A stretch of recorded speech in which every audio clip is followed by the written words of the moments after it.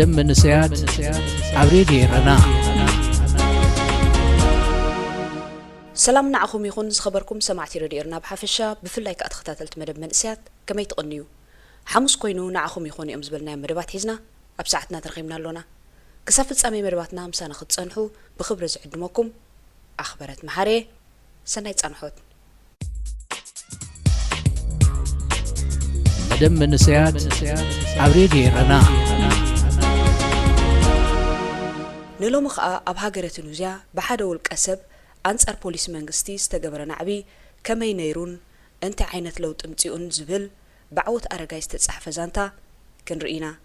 قدمي نبت زانتا تمنسي مخدناجن نعبي أنت مالتيو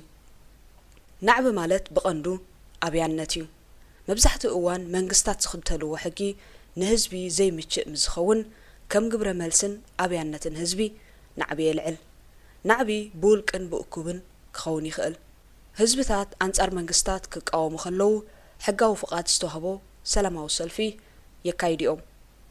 ازي هزبتات نمسلوم دو زبلولون مرغصيوم زغلصلون አጋጣሚ እዩ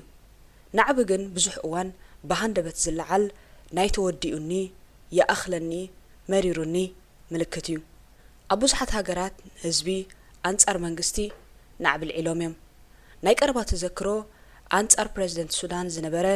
ዑመር ሐሰን አልበሽርን ኣብ ኢትዮጵያ ድማ ኣንጻር ውድብ ይወደግ ዝተለዓለ ናዕቢ ከመይ ካብ ስልጣኖም ኣልይዎም ዓበይቲ ምስክር እዩ ናዕቢ ካብ ተራ ሰላማዊ ሰልፊ ሓሊፉ ኣብ ልዕሊ ህይወት ሰብን ንብረትን ሃስያ ኸውርድ ተኽእሎታት ኣሎ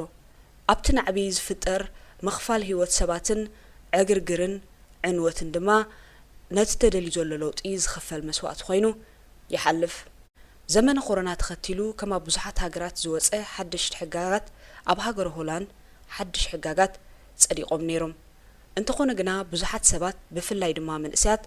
ኣንጻርቶም ዝተሓገጉ ሕጋጋት ዓዊሎም ክዛረቡ ጀሚሮም ካብኡ ሓሊፎም ድማ ናዕቢ ያልዒሎም እቲ ናዕቢ ምሸት ኣብ ከተማታት ንመንግስቲ የሕምምዎን የኽስርዎን እዮም ኣብ ዝተባህሉ ቦታታት ትካላትን መፍራስ ቤትሮታትን ምስባር ንብረት መንግስትን ነይሮም ነፍስ ወከፍ ዓበይቲ ከተማታት እዚ ናዕቢ እዚ ቀቢሰንኦ መንግስቲ ድማ ነቲ ናዕቢ መንእስያት ምላሽ ክህበሉ ግዴትኡ ነይሩ ህዝብና ህዝቢ ኤርትራ ከቢድ በሰላ ናይ ኩናት ሕድሕድ ዘለዎ ህዝቢ እዩ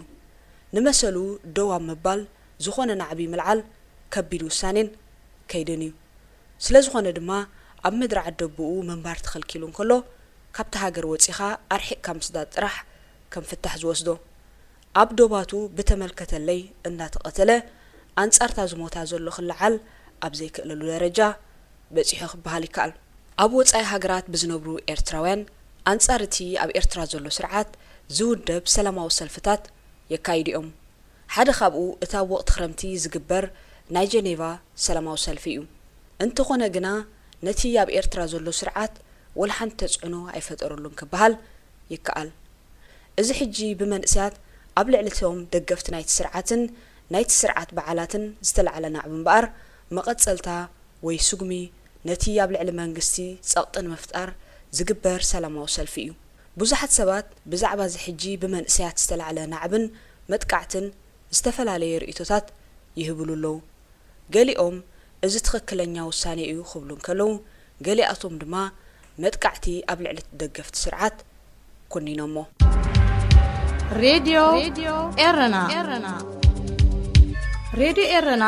ካብ ከተማ ፓሪስ ዝመሓላለፍ ብኤርትራውያን ጋዜጠኛታት ዝዳሎ ነፃ ሬድዮ እዩ መሐመድ ቦዓዚዚ ንቱኒዝያን ሃገራት ዓረብን ዝቐየረ መንእሰይ ብዓወት ኣረጋይ እዚ ጽሑፍ እዚ ነብስኻ መቕታል ዘይኮነ ዘተባብዕ ሓደ ሰብ ዝወስዶ ስጉምቲ ዓለም ክቕይር ከም ዝኽእል እዩ ዘርኢ ብ17 ታሕሳስ 2010 ቅድሚ 12 ዓመታት ምዃኑ እዩ ወዲ 23 ዓመት ቱኒዝያዊ ጣርቅ ኤልጣይብ መሐመድ ቦዓዚዚ ኣብ ኣፍ ደገ ምምሕዳር ሲዲቡዚ ዝተባህለት ዓዲ ደው ብምባል ኣካይዳ መንግስቲ ብምቅዋም መንግስቲ ከመይ ጌርና ክንነብር ስድራና ክናቢ ይዝደለየና ዘሎ ድሕሪ ምባል ኣብ ኣካላቱ ነዳዲ ብምኽዓው ክርቢት ሸርጢጡ ኣቃጺሎ ናብ ሆስፒታል ተወሲዱ ሕክምናዊ ክንክን ክግበረሉ ድሕሪ ምጽናሕ ድማ ኣብ ኣካላቱ ብዝወረደ ጉድኣት ብ4 ጥሪ 2011 ካብዚ ዓለም ብሞት ተፈልዩ ኩነታት መሐመድ ቦዓዚዚ ናብ መላእ ቱኒዝያ ብወረ ተናፊሱ ቁጥዐ ህዝቢ ብምልዓሉ ድማ ኣብታ ሃገር ንለውጢ ዝጽውዕ ሰላማዊ ሰልፍታት ክካየድ ጀሚሩ እቲ ሰላማዊ ሰልፍታት ካብ ቱኒዝያ ሓሊፉ ናብ ሓያሎ ሃገራት ዓረብ ልሒሙ ጽድያ ዓረብ ማለት እቲ ብዓረብ ስፕሪንግ ዝፍለጥ ናይ ለውጢ ሰውራ ወሊዱ ኣብ ሃገራት ዓረብ ሰሜን ኣፍሪቃን ማእከላይ ምብራቕን ንዓሰርተታት ዓመታት ኣብ ኩረሻ ስልጣን ተወጢሖም ዝነበሩ መራሕቲ ካብ ስልጣኖም ዓልዩ መንግስታት ቀይሩ ለውጥታት ከዓ ተኣታትዩ መሐመድ ቦዓዚዚ ኣብ ጎደና ኣሕምልቲ ብምሻጥ ስድርኡ ዝናብ ዝነበረ መንእሰዩ ኣቐዲሙ መሐመድ ቦዓዚዚ ወዲ 3 ዓመት እንከሎ ኣብ ሊብያ ከም ነዳቃይ ኮይኑ ዝሰርሕ ዝነበረ ኣቦኡ በሕማም ወቃዕ ልቢ ሲኢኑ ኣዲኡ 6 ደቃ ክትቀልብ ብዘይ ምኽኣላ ናሓወ ኣቦኡ እኳ እንተተመርዓወት ንሱ ብወገኑ ብተደጋጋሚ ይሓመም ብምንባሩ ቦዓዚዚ ስድርኡ ንምቕላብ ኣብ ንኡስ ዕድሚኡ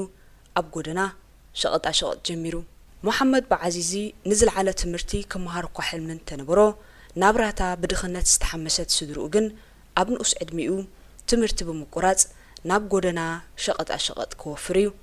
ገይርዎ ብፕሬዝደንት ዜን ኢል አበዲን ቤን ዓሊ ትምራሕ ዝነበረት ቱኒዝያ ብሽቕለት ኣልቦነትን ብልሽውናን ትሕመስ ነይራ ኣስታት 400 መንእሰያታ ስራሕ ክረኽቡ ኣይከኣሉን ህዝቢ ቱኒዝያ ብመነባብሮ ተጨኒቑ ብሽቕለት ኣልቦነት ተወሪሩ ነይሩ መንግስቲ ስራሕ ክፈጥርን ቁጠባ ክንቀሳቐስን ኣይከኣለን ስድራ ቤታት ደቀን ብግቡእ ክቕልባውን ኣይከኣላን ነይረን መንእሰይ መሐመድ ቦዓዚዚ ኣብ ዝተፈላለየ ትካላት ስራሕ ክደሊ እኳ እንተፈተነ ኣይሰለጦን ናብ ሰራዊት ክኽተብ ደልዩ ተነጺጉ ኣቦኡ ዝሓደገሉ 3 ሄክታር መሬት ካብ ባንክ ተለቂሑ ብሕርሻ ከልምዕ እኳ እንተፈተነ ከምስ ዝደለዮ ኣይኮነሉን ኣብ ዕዳ ባንክ ኣትዩ ድማ ነታ መሬት ሸይጥዋ ካብ መንግስቲ ሓገዝ ሓቲቱ ክረክብ ኣይከኣለን ናብሩኡን ናብራ ስድርኡን ክቕጽል ስለ ዝነበሮ ነቲ ናይ ጎደና ናይ ሕምልቲ ሸቐጥ ስርሐ ኢሉ ተተሓሓዞ እንተኾነ ግና ፖሊስ ምምሕዳር ማለት ምንችብዮ ከስርሕዎ ኣይከኣሉን ብመቕጻዕትን ንብረቱ ብምሕዳግን ድማ ኣረብረብዎ ዝኾነ ኣማራጺ ዘይነበሮ መሐመድ ቦዓዚዚ ኣብቲ ናይ ጎደና ሸቐጡን ብፖሊስ ምምሕዳር ሌላን ጉሌላን ትዒቡ ብላዕ ዝኸፍሉ ክሽቅጡ ክፍቀደሎም እቶም ክኸፍሉ ዘይክእሉ ድማ ክባረሩ ተዓዚቡ ዘይፍትሓዊ ኣካይዳ ፖሊስ ድማ ክቃወም ጀሚሩ እዚ ከምዚ ኢሉ እናቐጸለ ብ17 ታሕሳስ 2010 ንግሆ ዝነበረኦ ገንዘብ ነጋጊፉ ኣሕምልትን ፍሩታታትን ብምግዛእ ከም ኣመሉ ኮንደኾን ኢሉ ናብ ጎደና ወፂኡ ክሽቅጥ ጀሚሩ እንተኾነ እዛ መዓልቲ እዚኣ እውን ፖሊስ ምምሕዳር ናብኡ ብምምጻእ ኣብታ ዝቕመጠላ ዓዲ ኣብ ጎደና ናይ ምሻጥ ልቸንሳ ዘየድሊ እኳ እንተኾነ ፍቓድ የብልካን ኢሎም ንብረቱ ዋሕዲጎሞ ሓንቲ ኣባል ፖሊስ ድማ ጸፊዓቶ ኣዲኡን 6 ኣሕዋቱን ካብኡ ዝጽበዩ ቦዓዚዚ ንብረቱ ተመንጢሉን ኣብ ቅድሚ መዘናታቱ ድማ ብጽፍዒት ክብረቱ ተቐንጢጡ ናብ ምምሕዳር ከተማ ብምኻድ ምስ ኣመሓዳሪት ከተማ ክዘራረብ ፈቲኑ ተኸልኪሉ ኩሉ ናብርኡ ዘቆጥዖ መሐመድ ቦዓዚዚ ነዳዲ ብምምጻእ ነብሱ ኣቃጺሉ ኩነታት መሐመድ ቦዓዚዚ ኣብ ዳርጋ ነብሱ ወከፍ ቱኒዝያዊ ስድራ ቤት ዝንጸባረቕ ብምንባሩ ሓያሎ ሰባት ልቦም ተተንኪፎም ኣብታ ንእሽተይ ዓዲ ሲዲ ቡዚድ ዝጀመረ ናይ ሰልፊ ናዕቢ ድማ ናብ መላእ ቱኒዝያ ልሒሙ ሰልፈኛታት ኣብቲ ፈለማ እዋን ንለውጢኦም ዝጽውዑ ነይሮም እንተኾነ ግና ን23 ዓመታት ኣብ ስልጣን ዝነበረ ፕሬዝደንት አበዲን ቤን ዓሊ ከካይድ እኳ እንተዘይከኣለ ህዝቢ ዘረጋግእ ህፁፅ ስጉምቲ ክወስድውን ኣይከኣለን ብዝተገበረሉ ጸቕጢ ድማ ብ14 ጥሪ 2011 ካብ ስልጣኑ ብምእላይ ነፋሪት ኣልዒሉ ናብ ፈረንሳ ተበጊሱ ፈረንሳ ብወገና ክትቅበሎ ፍቓደኛ ብዘይ መንባራ ተመሊሱ ናብ ስዑድ ዓረብ ኣምሪሑ ፕሬዝደንት አበዲን ቤን ዓሊ ን23 ዓመታት ኣብ ስልጣን ጸንሐ ብምንባሩ ብህዝቢ ዝፍራሕን ብቐሊሉ ካብ ስልጣኑ ዘይእለን እዩ ዝመስል ነይሩ እንተኾነ ግና ኣብ ሓፂር ግዜ ብሓይሊ ህዝቢ ስልጣኑ ክገድፍ ተገዲዱ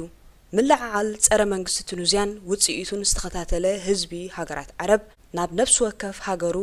ለውጢ ክጽውዕ ጀሚሩ እቲ ምልዓዓል ጽድያ ዓረብ ናብ ሊብያ ግብጺ የመን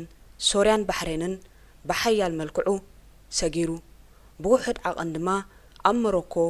ኢራቅ ኣልጀርያ ኢራን ሊባኖስ ጆርዳን ኩዌት ዑማንን ሱዳንን ተኻይዱ ፈኸም ዝብል ምልዕዓላት ድማ ኣብ ስዑድ ዓረብ ፍልስጤም ሞሪታንያን ጅቡትን ተቐልቂሉ ግን ከይሰጎመ ጠፊኡ በቲ ዳርጋ ናብ መብዛሕትአን ሃገራት ዓረብ ማእከላይ ምብራቕን ሰሜን ኣፍሪቃን ዝለሓመ ምልዕዓላት ኣበዲን ቤን ዓሊ ሓዊስካ መራሕቲ ግብጺን ሊብያን የመንን ማለት ሑስኒ ሙባረክ ሙዓመር ቀዛፊ ዓሊ ዓብደላ ሳልሕን ካብ ስልጣኖም ተዓልዮም ሃገራት ስዑድ ዓረብ ሞሮኮ ኣልጀርያ የርዳኖስን ካልኦትን ድማ መንግስታዊ ኣሰራርሐን ክቕይራን መምሕያሻት ከተኣታትዋን ሽቕለት ዝፈጥር መደባት ክሕንፅፃን ተገዲደን እቲ ንኣስታት 2 ዓመት ዝቐጸለ ምልዕዓል ሽቕለት ኣልቦነት ጥሜት ብልሽውና ምጥሓስ ሰብኣዊ መሰል ቁጠባዊ ዝቕባብን ካልእን ዝኸተሉ ኮይኑ ንለውጢ ዝጽውዕ ነይሩ መብዛሕትአን ሃገራት ዓረብ ብውልቀ መለኽቲ ወይ ነዊሕ ኣብ ስልጣን ዝጸንሑ መራሕተን ንግስነታትን ዝኽተልዎ ፖሊሲ ዝሰዓበዩ ነይሩ በቲ ሰልፍታት ሓያሎ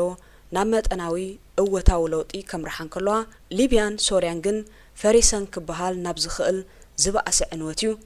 ኣምሪሕወን እዚ ድማ ዝተፈላለዩ ኣካላት ነቲ ናይ ህዝቢ ሰውራዊ ምልዕዓል ብምጭዋይ ናብ ካልእ ሃይማኖታዊ ጥርናፈ ክጨውይዎ ብምፍታኖም እዩ ክዕወት ዘይከኣለ መደብ መንስያት ኣብ ሬድዮ ኤረና ዝኸበርኩም ተኸታተልቲ መደብ መንስያት ንሎሚ ዘዳለናዮ መደብ ከም ዝተኸታተልኩም ወይ ነይሩ ብዘቕረብናልኩም መደባት ዓጊብኩም ከም እትኾኑ ተስፋና እዩ ክሳብ ዝመጽእ ሐሙስ ምዝተረፉ መደባት ሬድዮ ኤረና ንሓድገኩም ሰናይ ቅነ